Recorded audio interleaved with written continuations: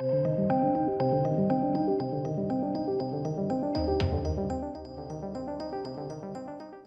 we often see, ladies and gentlemen, when the failures of creators come to the surface, the blame game starts to occur. Of course, it's your fault. It's your fault. You're a bigot, you're an ist, you're a phobe, all manner of things. Whenever I do a video criticising something, more often than not, it'll be, well, that's because it's a woman in charge, or it's because some minority, some blah blah blah. It's always very, very trivial, myopic response to constructive and often quite reasonable criticism that is, thought out and actually displayed and conveyed in a way which is digestible. But this is the world that we live in 2022, unfortunately. Part of all of this kickback that we get is again from the creators. Now, Ms. Marvel, the show, hasn't been doing gangbusters. It's been underperforming quite a lot. I did my review of it. It was very tongue-in-cheek. I said it gave me cancer. Obviously, it did not. It's very tongue-in-cheek. And the same kind of nonsense came back in the comments. It's because someone's brown, or it's because you don't like this, or all this level of nonsense. I can literally sit there and say all manner of, good constructive feedback on the show, but you'll always get these kind of idiots popping up. So because the show hasn't done so well, the creator has now come out and blamed. I'll give you two guesses. Did they accept responsibility? Or did they blame you? They blamed you! They blamed you, ladies and gents. Of course, it's always your fault.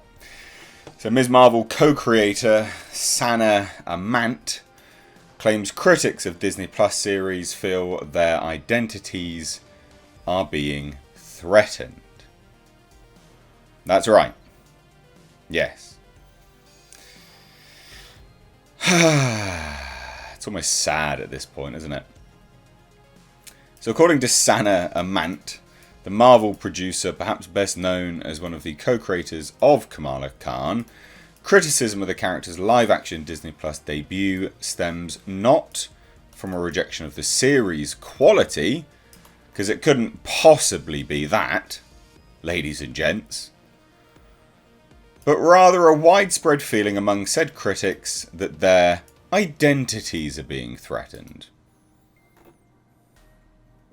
Just let that sink in. Alright, again, just let that sink in.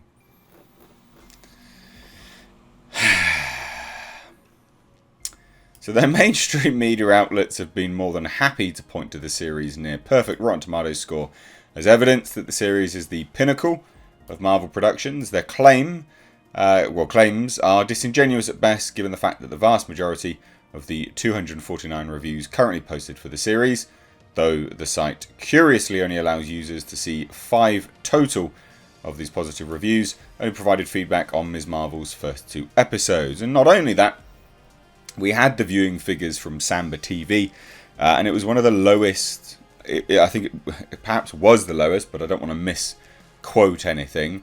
I know it was one of, if not the lowest, premiere for, a Marvel Disney Plus series.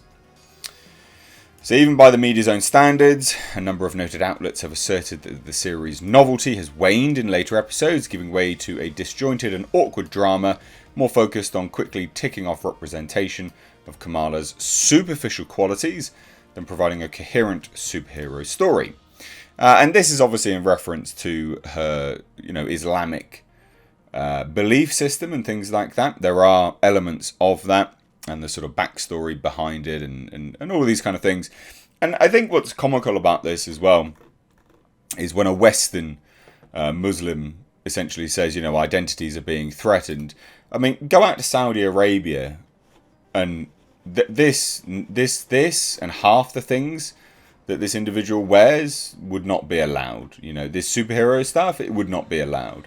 So I do find that there's an irony behind it all, when you're looking at it from that perspective. I just think it's quite comical. So, yeah, the reception is best seen in the recent reviews to Ms. Marvel's 5th episode, Time And again, so it gives me no pleasure to find this episode a mess, said one review.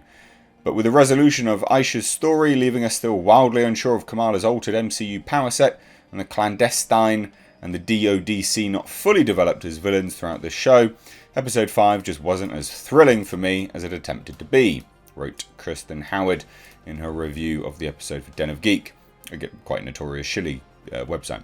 As it stands, I'm looking forward to Ms. Marvel's finale, but I'm not as hyped as I was before I saw this particular episode. So again, you know, a decline in quality. But likewise, Jonathan Sim for comingsoon.net said, the many ideas in this show never quite gel together the way they should.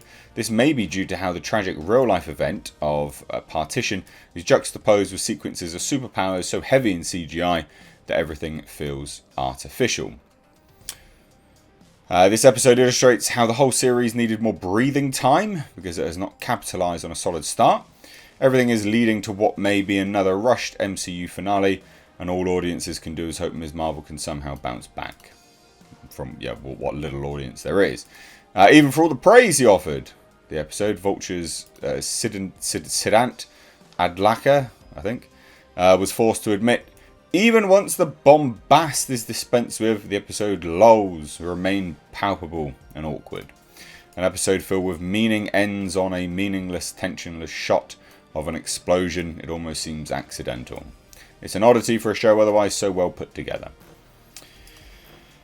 So when faced with similar criticisms of the series, writing as cringe or woke, the latter, which, admittedly coming less from the mainstream press and more from an ever-growing amount of independent reviewers, Amanat has written them off as nothing more than ranting of angry fanboys. So again, it's your fault. I think it comes from a place of anger and a sense that their identities are being threatened. The Marvel producer told NBC Asian America, if they cannot connect with it, then that's okay. I just wish they wouldn't try to put it down. But the criticism is justified. I mean, I watched one episode and it was a complete mess. You know, watching someone... This actress, I really disliked this actress. I've never seen her before. I see her in this show and how she's portrayed. You know, I don't know the actress. So, you know, I'm saying I dislike the actress, but I dislike how she's portrayed this character as this sort of... awkward, tubby, ADHD, just, non-focused, very sort of there was just such a level of nonchalantness to her performance. It made me think that the actress herself was actually bored, like genuinely bored in the show. It was a very strange viewing experience. Now, Amanat then turned to the topic of the series' aforementioned representation and claimed that the show had found a particular audience among similarly Muslim teenagers, noting it's amazing to see how they're internalising that imagery. I just hope it gives them a sense of competency that, frankly, I didn't have growing up, and a sense of connectedness inside of their culture and who they are, because I think that's incredibly important. There's a very clear disconnect from Western, Islam to the sort of more Eastern Islam. Very, very different places. So anyway, the producer also commented on the character of Kamala's best friend, Nakia, as portrayed by actress Yasmin Fletcher, and how the biggest challenge is making sure that we represented the feminism and strong voice that Nakia specifically has. Speaking to the story seen in the series' second episode, Crushed, where Nakia runs for a seat on the board of her family's local mosque, Amanat told NBC that it was a lovely way of showcasing the mosque and Nakia's role at the mosque, but also the larger context of it, because so many people have such a specific point of view of what mosque life is. Mosque life. Hashtag mosque life, ladies and gents. One of the favourite things when I came into the show was that it is the anchor point of the series, this idea of what the partition has done in multiple families, but also what it's done to women. Feminism and Islam just don't coexist, alright? Like, that is such bollocks. Okay? Like, it just is, right? Do you even know what you're talking about? My God. And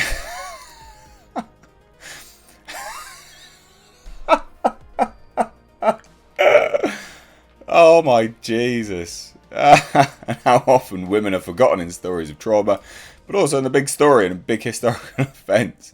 The women who bear the brunt of the pain, but whose stories are not told. The intention was to say, well, what happens to these women after that, she concluded. The emotional disconnect, constantly searching for this place called home. So I thought that was a really interesting way of telling Kamala's identity. I fucking cannot believe this. Feminist characters in a Muslim superhero show. Just fucking...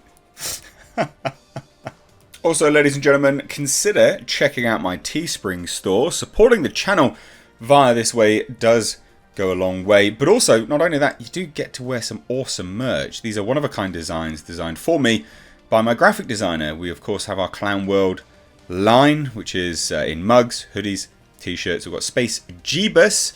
And then for something a little bit different, we, of course, have right down at the bottom right here, we have our Pulsar GTIR. Also, ladies and gentlemen, consider checking out and supporting my second channel, which is Car Nonsense. This is a vlog and car channel. You can find links to this in the description box along with my Teespring. Please do consider supporting.